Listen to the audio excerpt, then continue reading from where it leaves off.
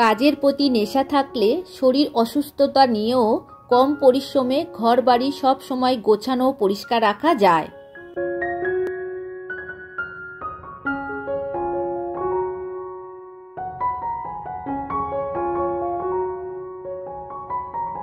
রাধে রাধে বন্ধুরা, কেমন আছো? আশা করি তোমরা যে যেখানে আছো সবাই খুব ভালো আছো, সুস্থ আছো। লালটু কুন্তি কিচেন অ্যান্ড ব্লগ চ্যানেলে তোমাদের সবাইকে জানাই স্বাগত আর অনেক অনেক ভালোবাসা। আর আজকে শরীরটা অতটাও ভালো নেই, তাই সকালবেলায় ব্লগটা শুরু করতে পারিনি। এখন সন্ধে হয়ে গেছে, সন্ধে দেওয়াও আমার হয়ে গেছে, তো এখন থেকেই ব্লগটা শুরু করলাম। আর আজকের মঙ্গলবার, সন্ধে এখন 7টা বাজে।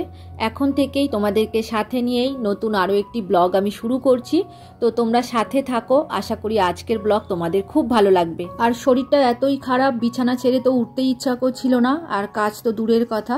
কিন্তু দেখো, এদিকে খাওয়ার তো জোগাড় করতেই হবে, আর সকাল থেকে তো কিছুই করতে পারিনি, শুধু ওই রান্নাটুকুনি করেছি। আর আজকে সেরকম কিছু রান্না করিনি। এখন ঘর বাড়িটা একটু সুন্দর করে গুছিয়ে নেবো, কারণ সারাদিন এই বিছানাতেই ছিলাম, তো এলোমেলো হয়েছিল। তো দেখো, এখন একটু গুছিয়ে নিচ্ছি। আর বর্মশাই আসার সময় হয়ে গেছে, ছেলেও খেলতে গেছে, ও এইবার চলে আসবে। আর এমনিতেই আমি বিকালবেলায় করে একটু ঘর বাড়িগুলো গুছিয়ে নিই। তোমরা তো দেখেছো আগের ব্লগগুলোতে, সকাল থেকে অতটা কাজে হাত দিতে পারিনি, আসলে শরীরটা ভালো ছিল না। তোমরা যারা ইউটিউব বন্ধু আছো অনেকেই হয়তো জানো আমি ফেসবুকে কাজ করি। তো গতকাল রাতে আমাদের ফেসবুকে লাইভ ছিল, তো ওই কারণে অনেকটা রাত হয়ে গিয়েছিল জানো তো। তো আজকে সকালে উঠতে দেরি হয়ে গেছে, শরীরটাও ভালো ছিল না, তো ওই কারণে সকালবেলায় আর ব্লগটা স্টার্ট করিনি। আর আজকে সেরকম কিছু রান্নাও করিনি, মানে ডাল, আলু সিদ্ধ, পাঁপড় ভাজা এই করেছি। আর ওই যে গাছ থেকে পেঁপে পাড়া হয়েছিল, তো ওই পেঁপে আলুর তরকারি বানিয়েছিলাম। আর এদিকে তোমাদের সাথে গল্প করতে করতে দেখো সমস্ত ঘর আমার ঝাড়ু দেওয়া হয়ে গেছে। তবে আজকের এই যে মানে ধুলোটা হয়েছে ফেলবো না, ওই ট্রেতে করে রেখে দেবো, কালকে ফেলবো একসাথে। তো রাতে ধুলো ফেলতে নেই জানো তো। চলো এইবার তোমাদের কিছু কমেন্টের উত্তর দিয়ে দিই। কেয়া দে দিদিভাই লিখেছে, আজকের ভিডিও খুব ভালো হয়েছে, কারণ তোমার ছেলেকে ফার্স্ট দেখলাম।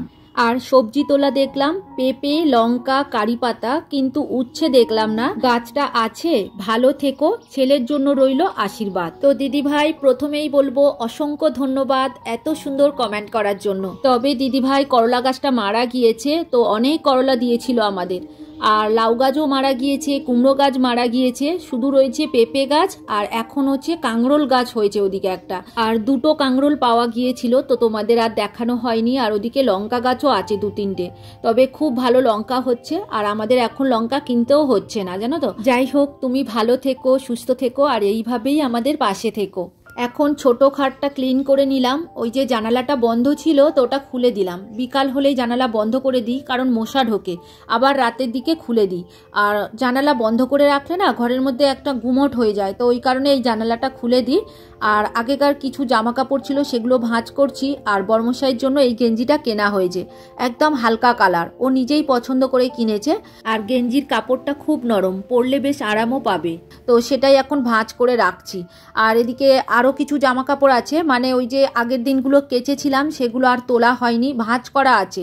তবে মানে যে যার জায়গায় আলাদা আলাদা করে রাখতে হবে, তো সেটাই আমি আলাদা করে নিচ্ছি। তো চলো এদিকে গুছিয়ে নিই জামা কাপড়গুলো, আর তোমাদের কিছু কমেন্টের উত্তর দিয়ে দিই। আর কবিতার কথা থেকে দিদিভাই লিখেছে, খুব সুন্দর হয়েছে, ছেলেকে এক ঝলক হালকা করে দেখলাম, ভীষণ ভালো লাগলো। আসলে ছেলে ক্যামেরার সামনে আসতে চায় না, ওই কারণেই ওকে দেখাতে পারি না। তো দিদিভাই অসংখ্য ধন্যবাদ, তুমি খুব ভালো থেকো গো, আর এইভাবেই আমার পাশে থেকো। আর বিট্টু বিদিশা ব্লগ আইডি থেকে লিখেছে, দেশি মুরগি রান্নাটা দারুণ হয়েছে দিদিভাই, পুরো দেখে নিলাম, ভিডিওটা খুব সুন্দর। থ্যাংক ইউ দিদিভাই কমেন্ট করার জন্য। তুমিও খুব ভালো থেকো, আর এইভাবেই আমার পাশে থেকো। আর কল্পকথা থেকে দিদিভাই লিখেছে, ভিডিওটি খুব ভালো লাগলো বন্ধু, দেশি মুরগি খুব টেস্টি হয়। তো অসংখ্য ধন্যবাদ দিদিভাই কমেন্ট করার জন্য, তুমি খুব ভালো থেকো। আর ছেলের জন্য যে আমরা গেঞ্জি কিনতে গিয়েছিলাম, ছেলের তো হয়নি সাইজে, ওই কারণে দেখো বর্মশাই একটা গেঞ্জি নিয়ে নিয়েছে। আর কাল থেকে এটা এখানে পড়েই আছে, তোলাও হয়নি। তো দেখো এখন ভাঁজ করে জামা কাপড়ের সাথে তুলে রাখবো। অ্যাকচুয়ালি ও তো অফিসে যায়, তো ওই কারণে ওর জামা গেঞ্জি বেশি লাগে। তবে আমার মনে হয় এখন আর এটা পরবে না, ওই যে সামনে পুজো আসছে তখনই ব্যবহার করবে। তো চলো এইবার জামা কাপড়গুলো আলমারিতে তুলে দিই, কারণ অনেক দিন ধরে পড়ে রয়েছে, তোলা হচ্ছে না। আর সন্ধ্যের দিকে আমার তেমন কাজ থাকে না জানো তো, হালকা হালকা কাজ থাকে, মানে ঘর মোছা, ভারী কোনো ক্লিনিং এগুলো রাখি না।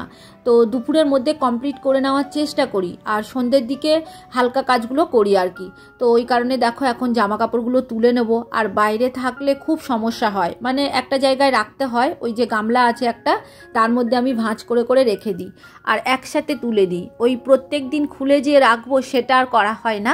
তো 2-3 দিন কাচলাম, একসাথে জমা হলো, তারপরে আলমারিতে আবার আলাদা আলাদা করে রাখলাম। আর এখন শরীরটা বেশ ভালো লাগছে, কাজ করতে ইচ্ছাও করছে জানো তো। এদিকের কাজ সেরে নিয়ে আবার রান্নাশালের দিকে যাব। তো এখন খুব গরমও লাগছে, তবে ওই সন্ধ্যের আগে একটু বৃষ্টি হয়েছে, তারপর দিয়ে আর হয়নি, তাও প্রচণ্ড গরম পড়েছে জানো তো। তো দেখো এখানে খাটটাতে আমি রেডি করে রাখলাম, ওদিকে রান্নাশালের কাজ করে এসে আবার এডিটের কাজ করবো, মানে ফোনের কিছু কাজ আছে। তো এদিকে দেখো রান্নাঘরে চলে এসেছি। তো দেখছো ফ্রিজের উপরটা আগে অনেক কিছু রাখতাম, তো এখন আর রাখি না, ফ্রিজটা বড্ড ঘেমে যাচ্ছে। তো চলো এইবার ফ্রিজটাকে ভালো করে মুছে নিই। আর এই যে বরফ জমে উপরের দিকে, তার ফলে উপরটা বেশি ঘামে। তো এখন মাঝে মাঝে আমি বন্ধ রাখি, মানে অতিরিক্ত বরফ জমে গেলে তখন একটু ফ্রিজটা বন্ধ রাখি, মানে 2 ঘন্টা মতো, আবারও ফ্রিজটা চালিয়ে দিই। আর বর্ষাকালে দেখেছি প্রায় সময় এরকম হয় জানো তো, সাইডগুলো ঘেমে যায়, উপরটা তো বেশি ঘামে। আর আজকে দেখছি দরজাটা ঘেমে গেছে, সাইডগুলোও ঘেমে গেছে। প্রথমেই কি করেছি জানো, শুকনো একটা গামছা নিয়ে ভালো করে মুছে নিলাম। তো তারপরে একটুখানি কলিন দিয়ে যেখানে যেখানে দাগ আছে ভালো করে ক্লিন করে নিলাম। তো এইখানে হাত দিয়ে অ্যাকচুয়ালি ওই দরজাটা বারবার ধরি খুলি, তো ওই কারণে দরজাটা বেশি নোংরা হয়, সাইডগুলো অতটা হয় না। তবে এই রান্নাঘরের পাশে থাকে তো একটু বেশি তাড়াতাড়ি আমার নোংরা হয়ে যায়। আর ঢাকা দিয়ে রাখলেও একটা সমস্যা, পেপার দিয়ে রেখেছিলাম, সে পেপারটাও দেখছি ঘেমে যাচ্ছে, ওই কারণে আর ঢাকা দিয়ে রাখছি না। আমি ভাবছি একটা পাতলা গামছা দিয়ে রাখবো। আর ফ্রিজের কভার কেনা যায়, কিনলে কি হবে বলো তো, ফ্রিজটা আরও বেশি ঘামবে। ওই ফ্রিজের কাভারগুলো না বেশি মোটা হয়, তো ওই কারণে আর কিনি না। আগে একটা ফ্রিজের কভার ছিল, টেবিলেরও কভার ছিল, তো টেবিলের কভারটা খুব ঘন ঘন ছিঁড়ে যায়, তবে ফ্রিজের কভারটা ছেড়ে না, কিন্তু ফ্রিজটা ঘেমে যায়, ওই কারণে আর ব্যবহার করি না। আর এদিকে দেখছো থোড় ভাজা বসিয়েছি, সকালে কেটেছিলাম, এতটাই শরীর খারাপ যে থোড়টা আমি ভাজতে পারিনি। ডাল আলু সিদ্ধ করেছি, পাঁপড় ভাজা, আর 2টো কাঁকরোল ছিল, আলু দিয়ে ভেজেছিলাম, আর একটুখানি পেঁপে আলুর তরকারি করেছিলাম। আর কিচ্ছু করিনি, থোড়টা সেই থেকে নুন মাখানো রাখা ছিল। তো এখন দেখো একটু পাঁচফোড়ন আর শুকনো লঙ্কা দিয়ে ভেজে নিলাম। এটা কালকে দুপুরে খাওয়া হবে গরম ভাতে, তবে আজকের আর খাওয়া হবে না। আর কিছুটা বাসন আছে, এইবার মাজবো, গ্যাস ক্লিন করব। তো সবটাই দেখছো আমি রাতে করছি, সারা দিন মানে শরীরটা এতটাই খারাপ গেছে, মানে কিচ্ছু ভালো লাগছে না। তো যাই হোক দেখো এখন থোড় ভাজা হয়ে গেছে, বাসনও মাজা হয়ে গেছে। সকালে ওই যে রান্না করেছিলাম খাওয়ার বাসন, আর এই সন্ধেবেলায় এখনো টিফিন করা হয়নি, তবে বর্মশাই বলেছে আজকে টিফিন আনবে, দেখা যাক কি আনে। তো এদিকে কিছুটা বাসন আছে, সেইগুলোই এখন মেজে ধুয়ে ক্লিন করে নিচ্ছি। আর রান্নাঘরটা যদি নোংরা থাকে না একদম ভালো লাগে না। সবার প্রথমে আমি রান্নাঘর পরিষ্কার করার চেষ্টা করি, মানে রান্নার পরেই। আর আজকের সেরকম কিছু রান্না হয়নি, ওই কারণেই গ্যাস ওভেন পরিষ্কার করা হয়নি। ওই যে শুধু ডাল করেছি, আর কি নোংরা হবে বলো, সকালবেলায় এমনি তো পরিষ্কার ছিল, শুধু জাস্ট মুছে নিয়েই আমি রান্না শুরু করে দিয়েছিলাম। আর এই ছোট্ট জায়গায় বাসন মাজা খুব কষ্টকর, মানে অল্প করে করে মেজে নিয়ে আবার গুছিয়ে নিই, সেগুলো আবার বাসন মাজি, মানে কড়াইগুলো আবার পরে মাজি জানো তো।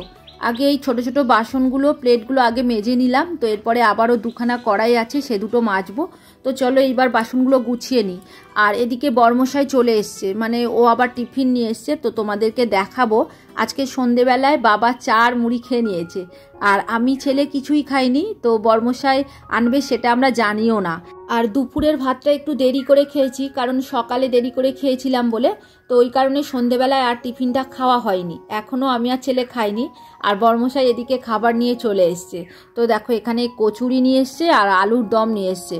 তো এখানে 6টা কচুরি নিয়ে এসছে, তো 4 জনার 4টে গোটা দিয়েছি, আর অর্ধেক করে কেটে সবাইকে দিয়ে দিলাম। আর ছেলে তো খুব খুশি, মানে ঘুরঘুর করছে এখানে খাবে বলে।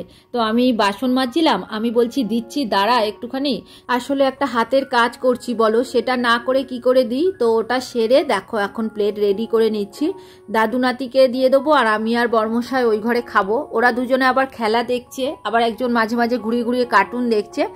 যাই হোক চলো এবার ওদেরকে দিয়ে দিই। আর বাবা একবার খেয়ে নিয়েছে টিফিন, তাও খাবে। আর দোকানের কচুরিটা খুবই ভালো, জানো তো, খুব নাম করা। মানে আমাদের বারুইপুরে ধরতে গেলে স্টেশনের কাছে এই দোকানটা খুবই নাম করা। আর সন্ধেবেলা করে প্রত্যেক দিন টিফিন খাওয়া হয়, ওই কারণেই মানে কিছু যদি না খায় মনটা কেমন হয় জানো তো, যেন কি খাইনি এরকম একটা মনে হয়। তো রাতে যখন আমরা খাই অনেকটা দেরি করে খাই, আসলে ওই 8:30 পৌনে 9টা বেজে যায় আমাদের টিফিন করতে। তো ওই কারণে রাতের খাওয়াটাও আবার দেরি হয়। আর রাতে এমনিতে শোয়াও খুব দেরি, মানে 1:30 বেজে যাচ্ছে এখন, 1:30 2টো। তো যাই হোক, এবারে বাবাকে দিয়ে দিয়েছি, ছেলেকেও দিয়ে দিলাম, ও তো ক্যামেরার সামনে আসে না, তো ওর প্লেটটা দিয়ে দিয়েছি। এইবার আমি আর বর্মশাই খাবো। ওদিকে বর্মশাই এসে কিছু ভিডিওর রিপ্লাই কমেন্ট করছে, আর আমি এদিকে দেখো প্লেট নিয়ে চলে এসেছি। তো ওকে বললাম একটু উঠে বসতে, তো দেখো আবারও কাজ করছে, মানে চার্জ দিচ্ছে আর ওদিকে কাজ করেই যাচ্ছে। তো আমি এদিকে খেয়ে নিচ্ছি আর ওর খাবার পড়ে রয়েছে, ওদিকে ফোনে কাজ করেই যাচ্ছে। ওই বাড়িতে আসলে একটু যদি সময় পায় তো সমানে ওই কাজই করে, জানো তো। আর রাতে কি খাওয়া দাওয়া করব সেটাই জিজ্ঞাসা করছি। তো কিছুটা ভাত আছে, ডাল আছে, আলু ভাজা আছে, তো ওটা ছেলে খাবে। আর রুটি আছে, বাবাকে বলেছি একটু গরম করে দেবো, আর পেঁপে আলুর তরকারি আছে, তো সেটা দিয়েই বাবা খেয়ে নেবে বলেছে। আর আমরা দুজনে ওই ভাতে জল দিয়েই খাবো। আর আলু সিদ্ধও বাবা দিয়েছিল, তো সেটা আছে, সেটা মেখে খাবো। আর কোনো জিনিস রান্না করে ফেলে দিতে একদম ইচ্ছা করে না, তো আগে এগুলো শেষ হয়ে গেলে তারপর রান্না করব। তো বর্মশাইকে রাজি করিয়ে নিলাম, ও অনেক সময় খেতে চায় না। তো যাই হোক, চলো এইবার বাবাকে খেতে দিতে চলে এসেছি। একটুখানি রুটিটা গরম করে নিয়েছি, আর পেঁপে আলুর তরকারিটাও গরম করে নিয়েছি, ডাল গরম করে নিয়েছি, মানে যা যা ছিল সবই গরম করে নিয়েছি। এইবার দেখো বাবাকে খেতে দিয়ে দিলাম। বাবা এদিকে খেতে থাক, আমি ওদিকে রান্নাঘরের আরও কিছু বাসন আছে সেইগুলো মেজে নিই। এবার একটা দিদি ভাইয়ের কমেন্টের উত্তর দিয়ে দিই। তপতি দিদিভাই লিখেছে, বাড়ির টাটকা সবজি দারুণ লাগে, সব কিছু মিলিয়ে বেশ ভালো লাগলো ভিডিওটা, ভালো থেকো, সুস্থ থেকো। তো দিদিভাই তোমাকে অসংখ্য ধন্যবাদ কমেন্ট করার জন্য, তুমিও খুব ভালো থেকো আর এইভাবেই আমার পাশে থেকো। তো এদিকে দেখছো আমাদের রাতের খাওয়া দাওয়া হয়ে গেছে, তো টেবিল ক্লিন করে নিলাম, সব বাসন মাজা আমার হয়ে গেছে। এইবার গ্যাস ওভেন পরিষ্কার করব। এটা প্রত্যেক দিনের আমার রুটিন, মানে রাতে গ্যাস ওভেন ক্লিন করে রাখি। আর রান্নাঘরের এই যে জানালার উপরে যে টাইলসের ওয়ালগুলো আছে এগুলোও ক্লিন করে নেবো, আর সিঙ্কটাও পরিষ্কার করে নেবো। বাসন তো মাজা হয়ে গিয়েছে, তো সব কিছুই দেখো আমি ওই যে ভিম লিকুইড দিয়ে আর কসবাইট দিয়ে মেজে নিচ্ছি। আসলে রান্না বান্না হলে এগুলো তো নোংরা হয়ে থাকে, আর একদিন যদি না পরিষ্কার করি তেলচিটে পড়ে যায়। প্রত্যেক দিনই করি রাতে, আর সকাল হলে জাস্ট একটু মুছে নিয়ে রান্না শুরু করে দিই। সকালবেলায় অতটা খাটতে হয় না, আর দুপুরবেলায় আর করি না, এমনি নর্মাল মুছে নিই, আর রাতে সাবান দিয়ে গ্যাস ওভেনটাকে মেজে নিই।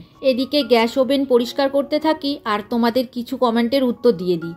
আফরিনা দিদিভাই কমেন্ট করেছে, দারুণ লাগলো ভিডিওটা দিদিভাই, লাইক দিয়ে সম্পূর্ণ ভিডিও জুড়ে ছিলাম। আর কমেন্ট করেছে শম্পা দিদিভাই, তো তোমাদেরকে অসংখ্য ধন্যবাদ কমেন্ট করার জন্য, তোমরা সবাই খুব ভালো থেকো গো, আর এইভাবেই সব সময় আমার পাশে থেকো। আর গতবারের ব্লগে SM সিম্পল হাউসওয়াইফ থেকে দিদিভাই লিখেছে, রবিবারের ছুটির দিন তবুও তুমি কত কাজ করলে দিদিভাই, আমাদের মেয়েদের ছুটি হয় না গো, তাই তো কাজ করতে হয়। রান্নাগুলো খুব সুন্দর করেছো, কলমি শাক ভাজি আমার খুব পছন্দের একটি খাবার। তো দিদিভাই একদম ঠিক কথা বলেছো, আমাদের মতো গৃহবধূদের কোনো ছুটি হয় না গো, সব সময় কাজ করে যেতেই হয়। শরীর যতই খারাপ হোক, দেখো আমার কাজ কিন্তু আমাকেই করতে হবে। তো এদিকে শরীর খারাপের জন্য দেখো দিনের বেলা করতে পারিনি, এখন রাতেই করতে হচ্ছে। তো যাই হোক দিদিভাই, অসংখ্য ধন্যবাদ কমেন্ট করার জন্য। তুমি তোমার পরিবার সবাই খুব ভালো থেকো গো, আর এইভাবেই আমার পাশে থেকো। এদিকে দেখো গ্যাস ওভেন ক্লিন করা হয়ে গেছে। এইবার দেখো গ্যাস ওভেনের যে স্ট্যান্ড দুটো আছে ওই দুটো ধুয়ে মেজে নিলাম। আর আমাদের যে রান্নাঘরে মানি প্ল্যান্ট গাছটা রাখা হয়, রাতে একবার করে মানি প্ল্যান্ট গাছটাকে স্নান করিয়ে নিই, জানো তো। দেখো স্নান করিয়ে নিয়ে ওটাতে জল ঝরাতে বসিয়ে রাখলাম। আর এদিকে সিঙ্কের উপরে আমি ওয়ালটা একটুখানি ভিম বার কসবাইট দিয়ে মেজেও নিলাম। তো এইবার শুকনো কাপড় দিয়ে ভালো করে মুছে নেব, কারণ সারাদিন এখানে বাসন মাজা হচ্ছে, তো একটু আধটু নোংরা ছিটিয়ে লাগে।